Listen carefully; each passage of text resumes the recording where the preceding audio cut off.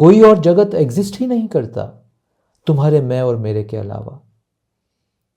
रात को सोते हो ना गहरी निद्रा में, ऐसा उठते हो सुबह की ऐसा स्वर्ग में था जैसा मैं रात को। इतना मौन, इतनी शांति तो जीवन में कभी अनुभव नहीं की। इसलिए हर व्यक्ति तड़प रहा है रात को गहरा सोने के लिए। अभी मैं विदेश अमेरिका होके आया। जो सबसे बड़ी डिसीज अभी वहां चल रही है वो अनिद्रा की डिसीज है, स्लीपलेसनेस। लोग सो नहीं पा रहे हैं। क्यों? इतनी चाह है आदमी में सोने की, क्योंकि वो गहरी निद्रा एक ऐसा क्षण होता है जब तुम्हारे मैं और मेरे से तुम्हारी मुक्ति हो जाती है।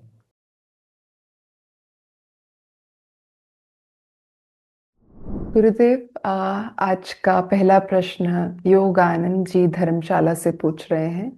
इनका प्रश्न है कि कर्म में ध्यान का तत्व तो जुड़ जाता है, यह अनुभव होता है, परंतु यदि कर्म में भाव और परमात्मिक मिठास ना जुड़े तो कर्म सूखा हो जाता है, गंभीर लगता है और कभी कभी भारी भी कर देता है। उपाय क्या हो कि ध्यान के बाद जो हार्दिक शांति मिलती है वही दिन भर के कर्मों में भी बनी रहे? हर कार्य और हर वचन उसी शांति का वाहक कैसे बने? हम सब का जीवन जैसा आज के युग में हम जी रहे हैं, वो पूरा जीवन हमारी दिनचर्या कर्मों से जुड़ी है। कुछ कर्म यानी कृत्य हम स्वयं के लिए करते हैं, कुछ अपने परिवार के लिए करते हैं, कुछ कृत्य यानी कर्म हम समाज के लिए, अपने नौकरी व्यवहार व्यापार के लिए करते हैं। मगर कर्मों से पूरा जीवन जुड़ा है। कोई भी क्षण ऐसा नहीं होता जब आप अकर्म में होते हो। और जब आप ध्यान में जाते हो, सुबह दोपहर शाम, जब भी आप अपनी साधना में प्रवेश करते हो, अपने ध्यान में प्रवेश करते हो, वो चंद घड़ियां होती हैं। सारा दिन तो आप ध्यान में, ध्यानस्थ अवस्था में नहीं बैठ सकते। सारा दिन तो कर्म प्रधान होता है। पहली बात कि क्या मैं ध्यान को कर्म से जोड़ दूं? आपने बोला कि हाँ, कर्म करते हुए ध्यान का भाव आने लगा है। ऐसा लगने लगा है कि आप मग्न होकर कर्म करते हो, आप चेतना को जगा के कर्म में प्रवेश करते हो। बहुत सुंदर। दूसरी बात, आपने कहा कि कर्म कभी बोझ सा बन जाता है अगर उसमें मिठास ना हो तो। ये क्रिटिकल पॉइंट है। कर्म ध्यान बनेगा कैसे? कर्म में मिठास आएगी कैसे? क्योंकि सारा दिन कर्म से जुड़ा है आपका। तो क्यों ना हम कुछ ऐसा करें, ऐसा जान लें कि मेरा सारा दिन कर्म करते हुए भी ध्यान अवस्था में रहे। ऐसा कैसे किया जाए? तो उसके पीछे के कुछ तल हैं, उनको आज जान लेते हैं। पहली बात, कर्म यानी कृत्य, और उसके साथ दूसरा जो शब्द होता है कर्म योग। कर्म योग तब बनता है जब कर्म के साथ मैं ध्यान, समर्पण जोड़ देता हूँ। जब कर्म के साथ मैं अहोभाव जोड़ देता हूँ कि मुझे इस कर्म को करने का अवसर मिला है। जो भी कर्म हो, क्या है कर्म अभी हम उस पर नहीं जा रहे। आप आटा गूंद रहे हो, आप झाड़ू लगा रहे हो, आप बड़ा व्यापार चला रहे हो, ये सारे कर्म हैं। अभी हम ये नहीं जा रहे कौन सा कर्म छोटा कौन सा बड़ा, सभी कर्म एक दृष्टि से मैं देख रहा हूं। जब मैं कर्म में पहला अहोभाव जोड़ता हूं कि ईश्वर का नमस्कार, इस परिस्थिति का नमस्कार कि मुझे एक कर्म मिला है, अवसर मिला ये कर्म करने का, तो हर कर्म अवसर की तरह मैं देखता हूँ, अहोभाव को जगा के भीतर देखता हूँ। पहली बात, जब मैं ये करने लगता हूँ तो कर्म धीरे धीरे कर्म योग बनने लगता है। दूसरा, मैं हर कर्म को जाग के करता हूँ, यानी उस क्षण जब भी मैं जो कर्म कर रहा हूँ, जैसा देखो तुम, हम सत्संग शुरू करते हैं हर बार, तो हम एक इन्वोकेशन के साथ, एक प्रार्थना के साथ शुरू करते हैं सत्संग को कि अब हम कुछ सेक्रेड करने जा रहे हैं, अब हम कुछ ईश्वरीय करने जा रहे हैं। तो क्या यह है सभी कर्मों से पहले नहीं किया जा सकता कि मैं अपने ऑफिस में, अपने व्यापार में, अपनी किचन में, अपने कार्य क्षेत्र में प्रवेश कर रहा हूं, मैं इसी भाव से प्रवेश करूं कि मैं किसी सेक्रेड जगह, किसी सेक्रेड कर्म में प्रवेश कर रहा हूं। हाँ, फिर तुमने पीछे बोला भाव की बात कि कर्म सूखा लगने लगता है, क्योंकि हमने ये इन्वोकेशन नहीं जोड़ी कर्म के साथ, हमने ये समर्पण का भाव नहीं जोड़ा कर्म के साथ, हमने ये अवसर है कि दृष्टि नहीं जोड़ी कर्म के साथ। अभी इसी को थोड़ा और खोलते हैं, ये बहुत इम्पॉर्टेंट है क्योंकि हम सब कर्म से जुड़े हैं अपने व्यक्तिगत जीवन में। तो देखो अब इसको, जब भी किसी भी कर्म में तुम प्रवेश करते हो उसमें 3 चीजें हैं बाहरी। पहला, कार्य, जो भी तुम कार्य करोगे, लिखना, पढ़ना, हाथ से कुछ काम करना, टाइप करना, सभी कार्य, हिसाब किताब रखना, पहली चीज कार्य। दूसरा कंपोनेंट, जिन लोगों के साथ मिलके तुम वो कार्य करते हो, तुम्हारे सहयोगी, बड़ा सुंदर शब्द है सहयोगी। सहयोगी का अर्थ अंग्रेजी में होता है सपोर्टर। कल ही तारिणी माँ से बात हो रही थी सहयोगी शब्द के बारे में। अंग्रेजी में कहते हैं सपोर्टर, बट अगर हिंदी में इसको सहयोगी को छंदी विच्छेद करो, सहयोगी, जो तुम्हारे योग में तुम्हारा साथ दे रहा है। ये हैं तुम्हारे पीयर ग्रुप जिसको बोलते हो, जिनके साथ तुम्हें वो कर्म करना होता है, तुम्हारे ऑफिस के कलीग्स, हाँ, तुम्हारे व्यापार के पार्टनर्स, तुम्हारे घर के सदस्य, जिनके साथ तुम वो कर्म कर रहे हो, सहयोगी। तो कर्म को हमने योग ही बोल दिया है कि इस योग को मैं करने जा रहा हूँ, ये मैं आज चपाती बनाऊंगा, मैं इस योग में प्रवेश कर रहा हूँ, इसमें मेरा कोई सहयोगी है। आज ये व्यापार कर रहा हूँ, ये योग है, ये धर्म है मेरा। ये मैं ऑफिस जा रहा हूँ, ये योग है, ये धर्म है मेरा। इसमें कुछ मित्र होंगे, कुछ सदस्य होंगे मेरे व्यापार में जो सहयोगी हैं, उस योग के पथ पे मेरा साथ देने वाले हैं। बहुत सुंदर शब्द है, किसी और दिन इस पूरे शब्द पे सत्संग करेंगे। तो ये दूसरा कंपोनेंट, कुछ तुम्हारे सहयोगी होते हैं। तीसरा कंपोनेंट, तुम्हारे कर्म का असर, तुम्हारे उस कार्य का असर कुछ लोगों पे पड़ने वाला है। द बेनिफिशरीज ऑफ दैट, जिन लोगों पे तुम्हारे कर्म का इम्पैक्ट पड़ने वाला है, जो इसको रिसीव करने वाले हैं। तुम फोन करते हो, कोई वो फोन कॉल रिसीव करता है, हाँ, वो बेनिफिशियरी हो गया, या वो उस पे वो इम्पैक्ट जा रहा है तुम्हारे कर्म का। 3 कंपोनेंट हो। अब तुम्हें अपने सहयोगियों में सहयोगी की दृष्टि नहीं दिखती क्या? अगर नहीं दिखेगी तो पीयर ग्रुप भी बोझ बन जाएगा, उन्हीं के साथ तुम्हारे विवाद खड़े होंगे। अक्सर मैं देखता हूं कार्य क्षेत्र में पीयर्स के साथ, कलीग्स के साथ बहुत विवाद होते हैं, जजमेंट्स बनते हैं।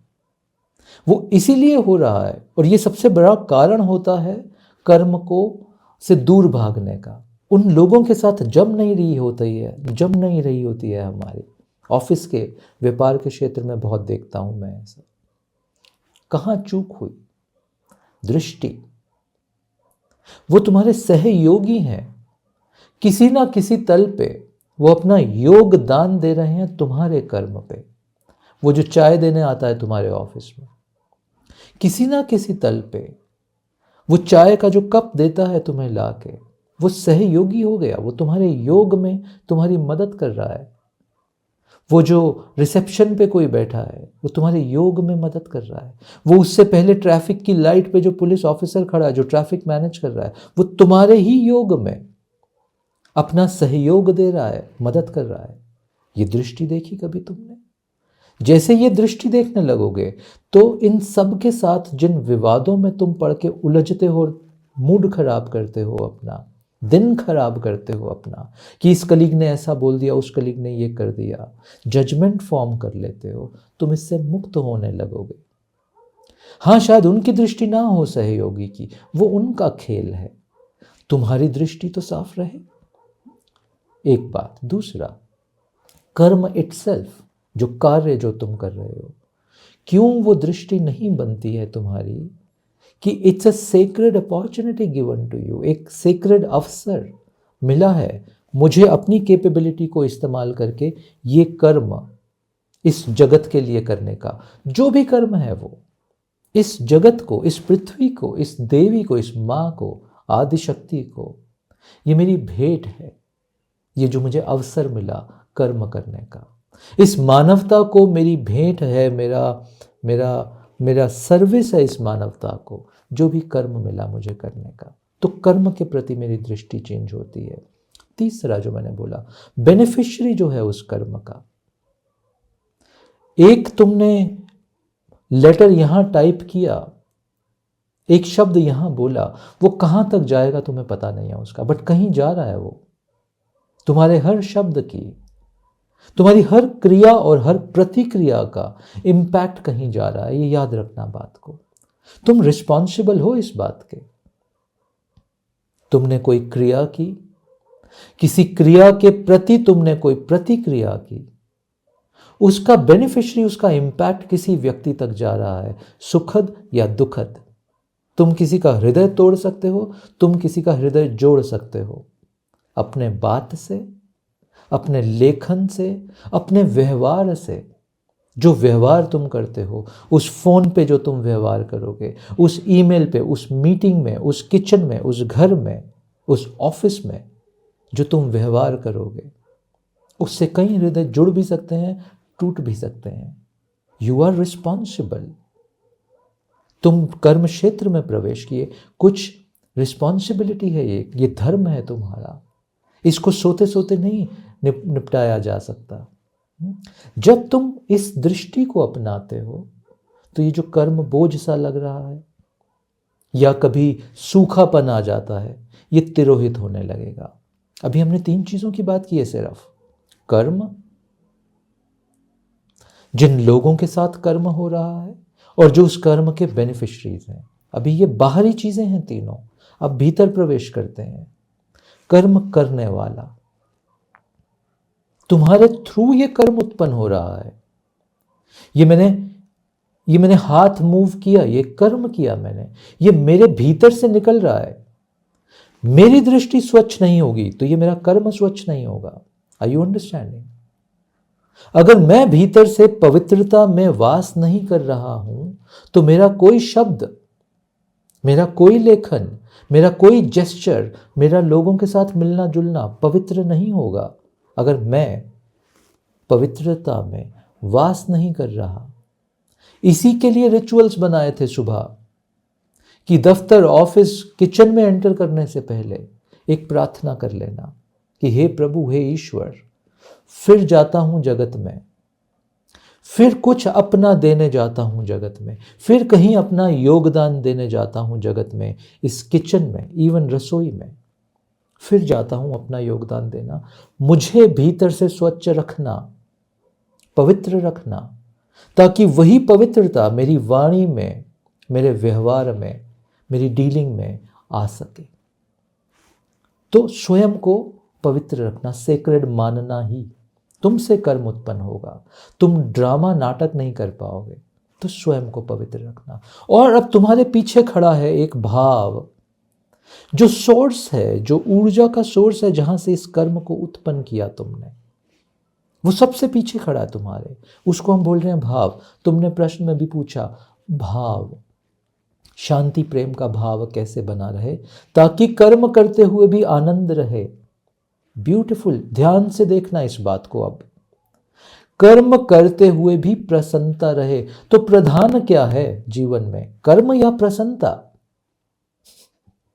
प्रसन्नता प्रधान है, कर्म माध्यम है। Please understand. तुम हर कर्म करते हो, तुम ये चाहते हो इससे मेरा हृदय प्रसन्न हो जाए, प्रमोशन मिल जाए, धन कमा लूं इस कार्य को करके, ताकि हृदय में प्रसन्नता आएगी। धन अर्जित करूंगा तो मान सम्मान मिलेगा, हृदय में प्रसन्नता आएगी। किसी का भला कर दूंगा, हृदय में प्रसन्नता आएगी। हर कर्म का उद्देश्य गहरे में कोई भीतर की सेटिस्फेक्शन / प्रसन्नता है।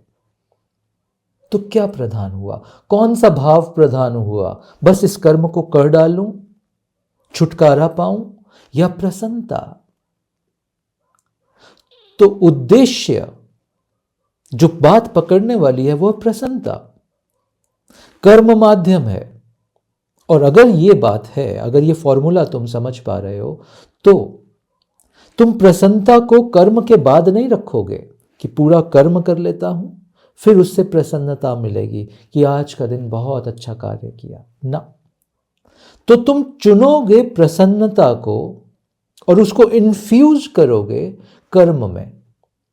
Understand this carefully. तुम चूज करोगे हर दिन, जब तुम सुबह उठोगे तुम प्रण लोगे प्लेजेंटनेस का कि आज मुझे धारण क्या करना है। रोज का कुछ धारण होना चाहिए ना। धारण, ध्यान, समाधि, अष्टांग योग की बात कर रहा हूं मैं। तुम रोज सुबह उठ के जब कर्म क्षेत्र में प्रवेश करते हो, तुम धारण क्या करते हो? ध्यान से देखना तुम सब लोग। तुम धारण करते हो, आज ये 10 टास्क हैं, ये मुझे निपटाने हैं। ये तुम्हारी भाषा होती है। आज बॉस से मीटिंग है, बस किसी तरह निपटाना है ये काम। बड़ा प्रेशर है, इसको निपटाना है। ये भाषा तुम यूज करते हो, तुम सभी लोग कर्म के क्षेत्र में। नेगेटिव वाणी है ये। तुम धारण कर रहे हो कि ये 10 चीजें, ये मेरे टास्क्स हैं, ये मेरे गोल हैं और मुझे इससे छुटकारा पाना है जल्दी से। तो तुम्हारी भाषा ने ही तुम्हारी दृष्टि को, तुम्हारी दृष्टि में इसको बोझ बना लिया है। तुम्हारा पूरा कॉन्स्ट्रक्ट खराब हो गया। हर शब्द जो तुम बोल रहे हो वो तुम्हारी चेतना सुन भी रही है। एक लूप बन रहा है। सब गड़बड़ हो गया क्योंकि तुमने धारण ही कर लिया कि कर्म बोझ है, इसको मुझे फिनिश करना है। ये टास्क बना दिया तुमने कर्म योग को, कृष्ण के कर्म योग को तुमने गोल्स और टास्क बना दिया। सिर्फ जिन गोल्स और टास्क से तुम छुटकारा पाना चाहते हो जल्दी से जल्दी। देख रहे हो गलती? ये गलती तुमने इसलिए की क्योंकि तुमने क्या धारण करना था तुम भूल गए। तुमने गलत चीज को धारण कर लिया। ये 10 टास्क हैं, इनको मुझे निपटाना है, ये धारण नहीं करना था। सुबह धारण करना था प्रसन्नता, प्लेजेंटनेस।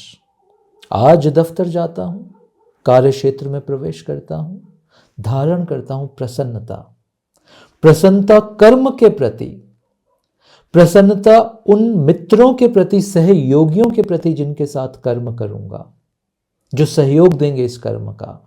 और प्रसन्नता का प्रिंसिपल उन सभी लोगों के प्रति भी जिन तक मेरे कर्म का इम्पैक्ट, प्रभाव जाने वाला है, डायरेक्टली या इनडायरेक्टली।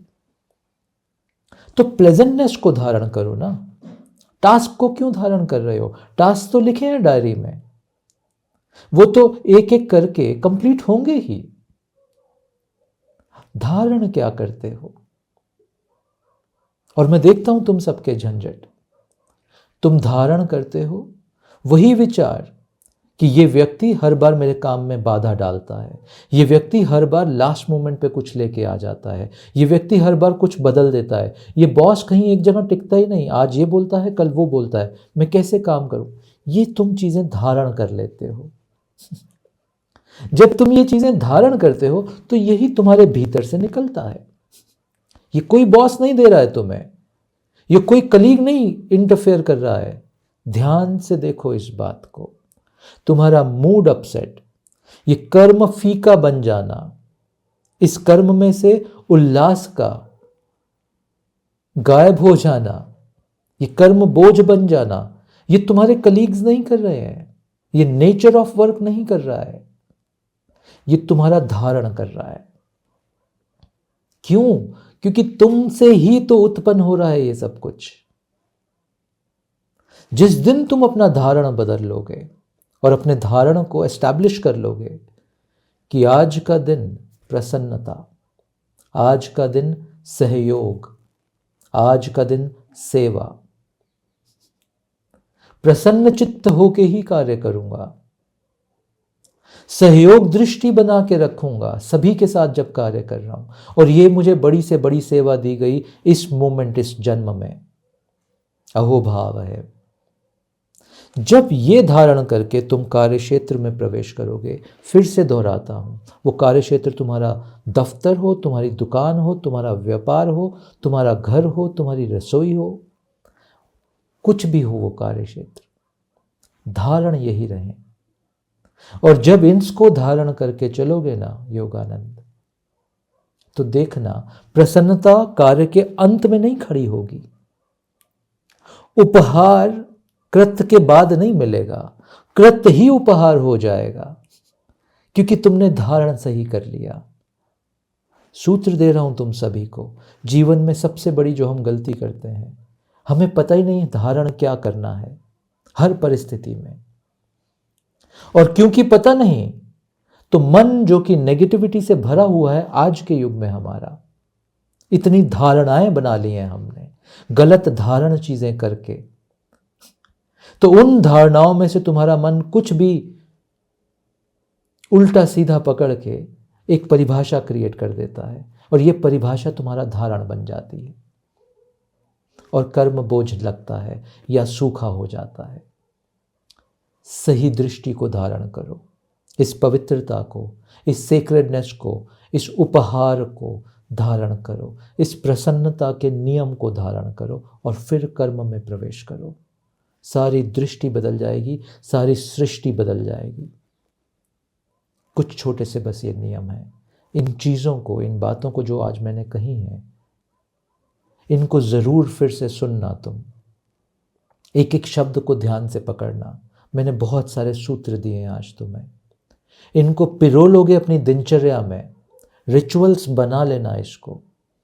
मंदिर जाते हैं ना माथा टेक के, इस तरह के रिचुअल्स खुद बना लेना तुम। किसी पंडित को आने की आवश्यकता नहीं है तुम्हें रिचुअल देने की, तुम बना लेना अपना खुद का रिचुअल, अपने कार्य को लेके, अपने कर्म को लेके, इन सूत्रों पे आधारित होके। तो तुम्हारा धारण ठीक होने लगेगा, और कर्म प्रसन्नता का कारण बनने लगेगा, और प्रसन्नता कर्म का उद्देश्य बनने लगेगी। ये दोनों जुड़ जाएंगे। हर क्षण हर कर्म में प्रसन्नता ही उत्पन्न होगी, क्योंकि वो कर्म प्रसन्नता से ही उत्पन्न होगा। आशा करता हूँ ये कुछ शब्द और सूत्र तुम्हारी मदद करेंगे। धन्यवाद। गुरुदेव, हमारा अगला प्रश्न नवदीप सिंह जालंधर से पूछ रहे हैं। इनका प्रश्न है कि मैंने हाल ही में आपका सत्संग सुनना शुरू किया है और गहरा अनुभव हो रहा है। मेरा प्रश्न है, शून्य होना वास्तव में क्या है? क्या यह केवल मैं और मेरे के भाव का त्याग है, या इससे भी कुछ गहराई है? तुमने बोला, क्या यह सिर्फ मैं और मेरे का तिरोहित होना है, या इससे आगे भी कुछ है? क्या सिर्फ मैं और मेरा? सारा तुम्हारा जीवन तो मैं और मेरे से ही तो बंधा है। क्या है तुम्हारे कष्ट का कारण? सभी कष्टों का कारण है क्या जीवन में? मैं और मेरा, यही तो जड़ है सारी। ये जो अहम के स्वरूप बन गए तुम्हारे भीतर, यही तो जड़ है सारी। ये मेरा, मुझे ये पसंद है, तुमने ऐसा नहीं किया। ये मेरा है, तुम मुझसे क्यों लेते हो? मुझे यहां जाना है, तुम क्यों रोकते हो? क्या तुम्हें पता नहीं मैं कौन हूं? तुम मेरा सम्मान क्यों नहीं करते? ओह, तुमने ये बोल दिया, मेरे दिल को ठेस पहुंची। मैं शून्य में प्रवेश करना चाहता हूं, मैं प्रेम में जीना चाहता हूं, मुझे आनंद चाहिए। तुम मुझे तंग कर रहे हो, तुम मुझे सफरिंग दे रहे हो, तुम्हारी वजह से मैं डिप्रेस हो रहा। ये जो सारी स्टेटमेंट तुम बोलते हो, इसका मूल क्या है? मैं और मेरा। ये केवल नहीं है कि बस मैं और मेरा ही से तो पार जाना है। जब तुम ऐसा बोलते हो तो तुमने बहुत छोटा कर दिया इसको, एज इफ कि हाँ ये तो हो ही जाएगा, आगे की बात क्या है। यहीं फंसे हो तुम, इसी कुएं में गिरे हो तुम, ये मैं और मेरे का कुआं। इसके आगे क्या होगा शून्य में प्रवेश करके? छोड़ दो उस बात को। यहां खड़े हो तुम अभी, तुम जानना चाहते हो इसका उत्तर, तुम्हारा मैं जानना चाहता है, सभी ज्ञान को पकड़ना चाहता है तुम्हारा मैं। छोटा नहीं है ये, तुम्हारा पूरा संसार तुम्हारे मैं ने ही गढ़ा है। तुम्हारे दुख, तुम्हारे सुख जो छोटे हैं और दुख बड़े हैं तुम्हारे, वो तुम्हारे मैं और मेरे से ही उत्पन्न हो रहे हैं सारे। ये सारा तुम्हारा जगत तुम्हारे मैं और मेरे का विस्तार है और कुछ भी नहीं है। कोई और दुनिया एग्जिस्ट नहीं करती, कोई और जगत एग्जिस्ट ही नहीं करता तुम्हारे मैं और मेरे के अलावा। रात को सोते हो ना गहरी निद्रा में, ऐसा उठते हो सुबह की ऐसा स्वर्ग में था जैसा मैं रात को। इतना मौन, इतनी शांति तो जीवन में कभी अनुभव नहीं की। इसलिए हर व्यक्ति तड़प रहा है रात को गहरा सोने के लिए। अभी मैं विदेश अमेरिका होके आया, जो सबसे बड़ी डिसीज अभी वहां चल रही है वो अनिद्रा की डिसीज है, स्लीपलेसनेस। लोग सो नहीं पा रहे हैं। क्यों? इतनी चाह है आदमी में सोने की, क्योंकि वो गहरी निद्रा एक ऐसा क्षण होता है जब तुम्हारे मैं और मेरे से तुम्हारी मुक्ति हो जाती है। सारा दिन जागृत अवस्था में मैं मेरा का खेल चलता है, फिर तुम निद्रा में जाते हो तो स्वप्न आता है, स्वप्न भी मैं और मेरे का ही एक विस्तार है। फिर तीसरी अवस्था है गहरी नींद की अवस्था। सब चाहते हैं गहरी नींद में सोना, कितनी गोलियां खाते हैं, क्या क्या नहीं कुछ कर रहा आदमी गहरी नींद में प्रवेश करने के लिए। क्या है सीक्रेट, रहस्य क्या है गहरी नींद का? वो कुछ क्षण ऐसे होते हैं जब मैं और मेरा का भाव तिरोहित हो जाता है। जैसे ही मैं और मेरे भाव, मेरेपन का भाव तिरोहित होता है, तुम एक अनंत शून्य में, ईश्वर के जगत में प्रवेश कर जाते हो। तुम्हारी चेतना अनंत की चेतना से जुड़ जाती है उन कुछ गहरी निद्रा के क्षणों में। ये सब अज्ञात में हो रहा है, तुम्हें पता नहीं इस बात का।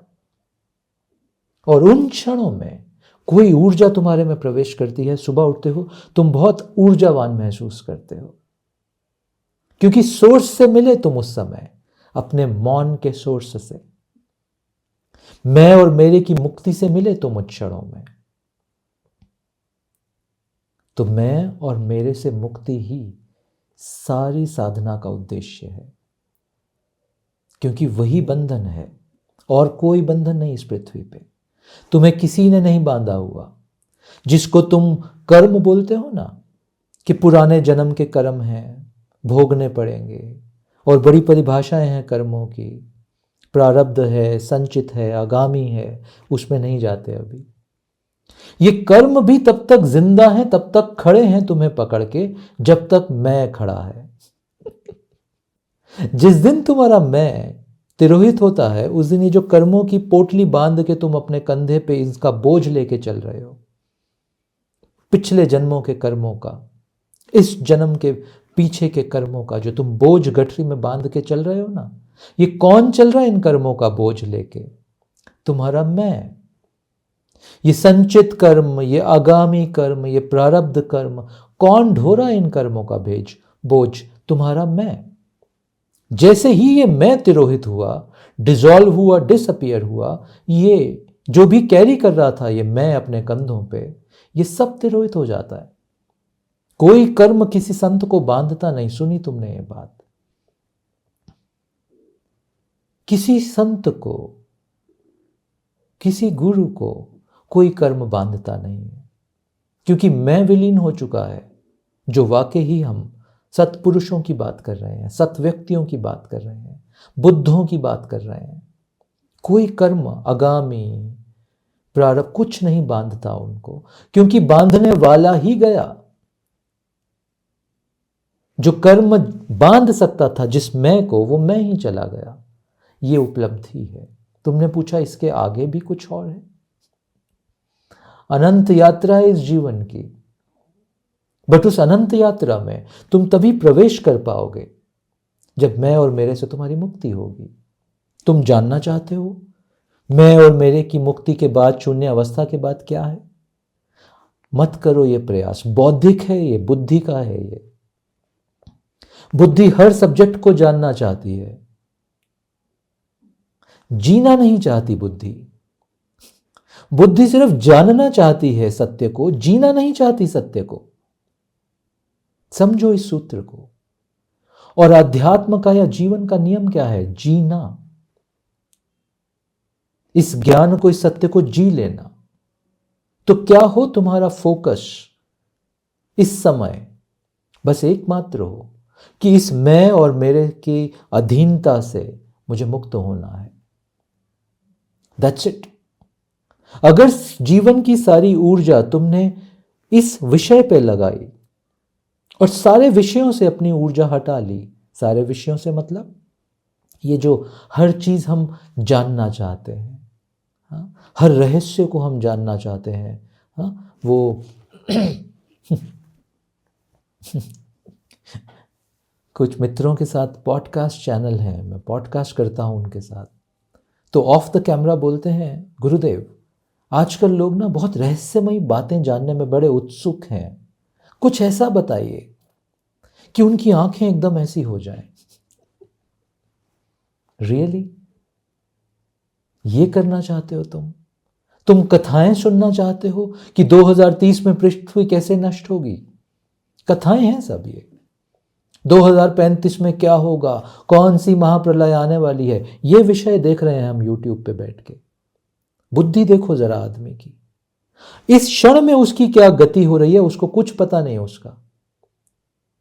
इस क्षण में वो मरा जा रहा है बोझ से, इसका कुछ आभास नहीं है उसको। 2030 में अगर पृथ्वी खत्म होगी उसको जानना है, उसको सभी भविष्य की प्रेडिक्शंस को जानना है। मूर्खता देखो तुम अपनी। मत पढ़ो, अपनी सारी चेतना को इन विषयों से निकाल लो। इस विषय पे केंद्रित करो कि मूल क्या है, मूल मेरे रोगों का कारण क्या है, मेरे दुखों का कारण क्या है, मेरे बंधनों का मूल कारण क्या है, मैं और मेरा। अब सारी चेतना में इस विषय पे लगाऊं, इसको समझने, इसके सूत्रों को देखने और उनसे मुक्त होने की क्या क्या प्रक्रिया है, क्या क्या अंडरस्टैंडिंग है, क्या ज्ञान, क्या मुझे उससे क्या मुक्त करेगा उससे। सारा मेरा अटेंशन, फोकस, ऊर्जा, चेतना इसी पे लगी हो। हाँ, एक बार तुम मुझसे मुक्त हो गए, आगे का क्या है वो शिव पे छोड़ देना तुम। हाँ, मगर फॉर्मूला भी जान लो, ये जीवन और इस जीवन की ये यात्रा अनंत है।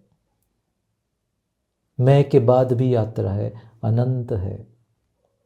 वो क्या है उसका वर्णन ना कोई कर पाया, ना ही कोई कभी करेगा। जानते हैं उसका वर्णन ज्ञानी, क्योंकि प्रवेश कर चुके हैं वो उस स्थिति में, जानते हैं। शब्दों से नहीं कहते, कहा नहीं जा सकता। और तुम अगर सुन भी लो, किसी दिन किसी ने कह भी दिया, तो भटक जाओगे, क्योंकि तुम्हारे लिए वो एक कथा ही होगी बस, कि ऐसा होता है, फिर तुम उस प्लैनेट पे चले जाते हो, फिर वहाँ ऐसा होता है, वहाँ योगी 500 साल जीता है। ये सब कथाएं होंगी तुम्हारे लिए, और भर लोगे बुद्धि को इन बातों से। मूल पे फोकस करो। मूल ये क्षण है तुम्हारा, और ये क्षण में तुम अपने मैं और मेरे के भाव से बंधे हो। इससे तुम्हें मुक्त होना है, तभी तुम गहरे रहस्यों में प्रवेश करोगे। पहले अपने बंधनों से तो मुक्त हो जाओ, पहले अपने दुखों से तो मुक्त हो जाओ, फिर आगे की यात्रा होगी। अपने समय पे होनी चाहिए। अभी स्कूल में हो, पीएचडी साइंस में क्या होता है, अगर तुमने जान भी लिया तो चकरा जाओगे। पहले अपने आप को विकसित कर लो, उस जगह पहुंच जाओ जहां पीएचडी में तुम्हारा एडमिशन संभव हो। आशा करता हूं ये सूत्र तुम्हें मदद करेंगे। धन्यवाद। अगला प्रश्न अश्विनी जी मुंबई से पूछ रहे हैं। एक दर्द है, एक गहरा खालीपन है, कुछ खोज रही हूं पर समझ नहीं पा रही क्या। किसी से प्रेम नहीं, बस उस दिव्य ऊर्जा में एकाकर होना चाहती हूँ, पर ना उसे पा रही हूँ, ना पहचान पा रही हूँ। आपका सत्संग सुनकर एक जुड़ाव सा, अपनापन सा अनुभव हुआ, शायद कोई पुरानी पहचान। अब बस मन में एक ही भावना है, आपको सुनती रहूं, शायद उसी आनंद को पा लूं। धन्यवाद। बहुत सुंदर है अवस्था। तुमने कहा कि एक जीवन खालीपन जैसा लगता है, देखो भर गया। अकेलापन सा लगता है, देखो जुड़ाव महसूस होने लगा। तुमने ही बोला कि ऐसा लगा कोई अपना सा है, ऐसा लगा सुन के कि कुछ जुड़ाव सा है, ऐसा लगा सुन के कि कुछ पुराना संबंध है। मिल गया मार्ग तुम्हें। यही तुमने कहा, क्या खोज रही हूं मालूम नहीं। यही तो खोज रहे हैं हम सब, यही जुड़ाव तो हम सब खोज रहे हैं। ईश्वर की चेतना की एक अनंत धारा से किसी तरह मैं जुड़ जाऊं, उस प्रकाश से किसी तरह मैं जुड़ जाऊं। ये पूरा जीवन मेरा जो खालीपन से, इस अंधकार से भरा है, किसी एक रोशनी की किरण से जुड़ जाऊं, किसी एक सत्य की वाणी से जुड़ जाऊं, किसी एक आनंद की लहर से मैं जुड़ जाऊं। यही तो खोज रहे हैं हम सब। और क्या खोज रहे हैं जीवन में? जिस दिन से पैदा हुए उस दिन से यही खोज है बस हमारी। हाँ, समाज ने बोला कि ये सब तुम्हें मिलेगा जब तुम बहुत बलवान हो जाओगे, तो लगा बच्चा बलवान होने शारीरिक तल पर। फिर समाज ने कहा नहीं, जब तुम बहुत ज्ञानी हो जाओगे तो ये सब मिल जाएगा, तो लगे हम पढ़ने सब सब ग्रंथों को, सब सब्जेक्ट्स को। फिर लगा सोसाइटी ने, फिर समाज ने कहा नहीं, जब बड़े धनवान हो जाओगे ना तो जुड़ जाओगे इस धारा से, तो लगा आदमी धन के पीछे भागने। फिर किसी ने कह दिया आके नहीं, बड़े सम्मानित हो जाओगे ना तो इस आनंद की धारा से मिल जाओगे। तो लगा आदमी हर वो काम करने जिससे वो फेमस हो जाए, लाइक्स आ जाएं उसके पास, ज्यादा फॉलोअर्स बढ़ जाएं उसके। दिशाएं गलत चुनी हमने जीवन में, इस धारा से जुड़ने की, अपने खालीपन को भरने की। मेथड्स गलत चुने। चाह गलत नहीं है। हर व्यक्ति, हर बच्चा जो पैदा हो रहा है उसकी चाहत गलत नहीं है, क्योंकि पैदा होते ही उसको खालीपन का एहसास होता है। हाँ, उसको भरने के जो मार्ग हमें दे दिए गए, जो सूचनाएं हमें दे दी गई, वो गड़बड़ हो गई। तो बड़ा अद्भुत है ये तुम्हारा कहना कि मुझे सुन के तुम्हें ऐसा लगा कि कुछ तरंगित हुआ भीतर, कुछ जुड़ाव महसूस हुआ, कुछ पुराना सा महसूस हुआ। मिल गया मार्ग तुम्हें। अब पकड़ो इस मार्ग को। एक बार जब मार्ग मिल जाए, एक बार वो धारा जब मिल जाए, तो प्रयास करना होता है, ऊर्जा लगानी होती है फिर उस धारा से जुड़ जाने की और जुड़े ही रहने की, क्योंकि धारा है। नहीं जुड़ोगे तो गंगा तो बह जाएगी। तुम किनारे पे ही खड़े होके देखते रहोगे या फिर तस्वीरों में गंगा को देखोगे और फिर कहानियां सुनोगे गंगा की। ऐसे बहती हैं गंगा, इतना सुंदर होता है उनका जल, इतना शीतल, इतना पवित्र होता है। फिर ये बस कथाएं रह जाएंगी तुम्हारे लिए। अब गंगा से मिल गए तुम, कुछ एहसास हुए हैं तुम्हें, कुछ जुड़ाव के। अद्भुत है, आशीर्वाद है ये, ब्लेसिंग है ये, प्रसाद है ये। जिसे मिल जाए उसे प्रसाद है ये, उसके लिए सारा जीवन इसी प्रसाद को पाने के लिए भटक रहा है आदमी। तुम्हें मिला ये प्रसाद, जिस रूप में भी मिला वो गौण है।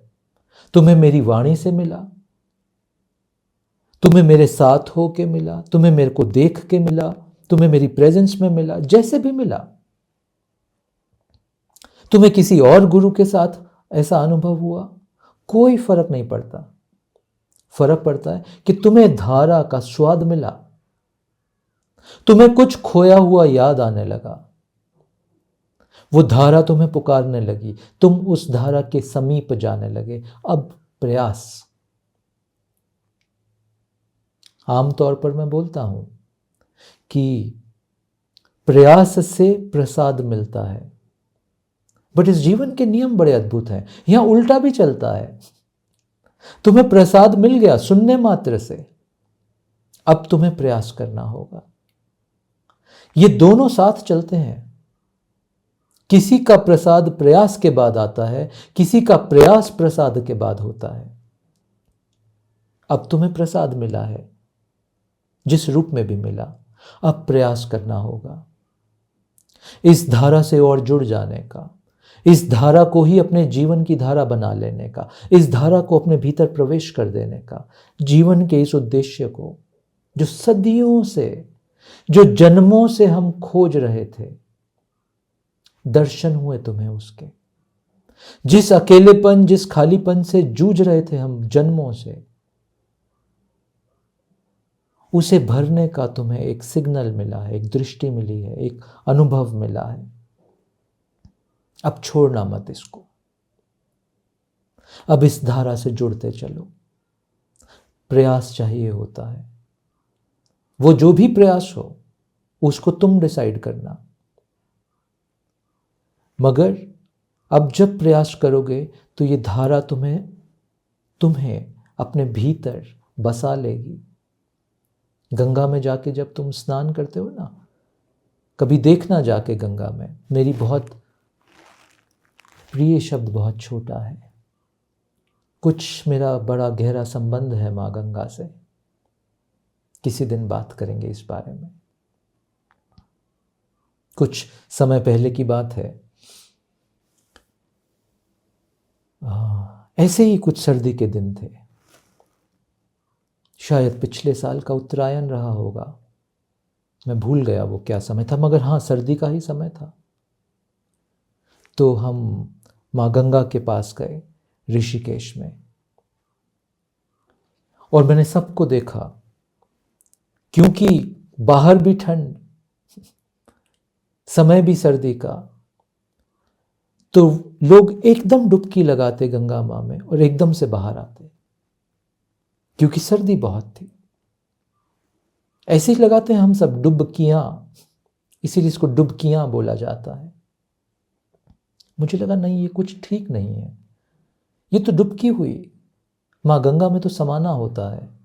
हाँ, पोइटिकली बोल रहा हूँ, समाने का भी ये मतलब नहीं कि डूब ही जाऊं उसके अंदर जाके, पोइटिकली बात कर रहा हूं। तो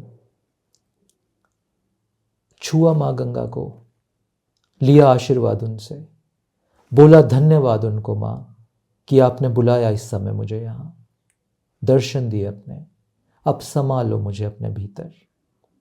और गया माँ गंगा के अंदर, और कुछ चंद घड़ियां, कुछ सेकंड्स नहीं निकला बाहर। अनुभव किया एक एक उस सर्दी की नोक को जो मेरे शरीर को चुभ रही थी। बट देखो माँ गंगा का आशीर्वाद, कुछ सेकंड्स में ही कैसे बॉडी का टेम्परेचर काम करता है, कैसे ईश्वर ने, कैसे प्रकृति ने इस शरीर को गढ़ा है, वो टेम्परेचर बैलेंस कर लेता है अपने आप। वो जल थोड़ा थोड़ा वार्म लगने लगा, पांव जम रहे थे अभी भी, बट शरीर को एक वार्मथ लगने लगी। और कई मिनटों तक फिर मैं गंगा में रहा। वो 15 मिनट रहा, आधा घंटा रहा, उसका मुझे कोई डेटा नहीं है मेरे पास, मेरी मेमोरी में, बट कई मिनटों तक। और फिर तो ऐसा हुआ कि बाहर निकलने का मन ही नहीं कर रहा था मेरा, समा गया उन क्षणों के लिए, समा गया। एकदम डुबकी लगा के बाहर आ जाओ ना, तब तो तुम्हारी सांस इतनी ऐसी चल रही होती है, पता भी नहीं चलता कब माँ गंगा ने तुम्हें स्पर्श किया, कब तुमने माँ गंगा को स्पर्श किया, कब तुम एक हुए, ये पता ही नहीं चलता। रुकना होता है कुछ समय। तो जब रुकोगे उस माँ गंगा के शीतल जल में, तो समा लेंगी वो तुम्हें। फिर कुछ समय के बाद 10, 15, 20, 25 मिनट के बाद जब बाहर निकला तो बिल्कुल ऐसा एहसास था कि माँ गंगा ने मुझे समाया अपने भीतर। उस आशीर्वाद की मैं वर्णन नहीं कर सकता, क्या वो अद्भुत अनुभव था आशीर्वाद का। और समा जाना क्या होता है किसी धारा में, वो मुझे उस दिन अनुभव हुआ।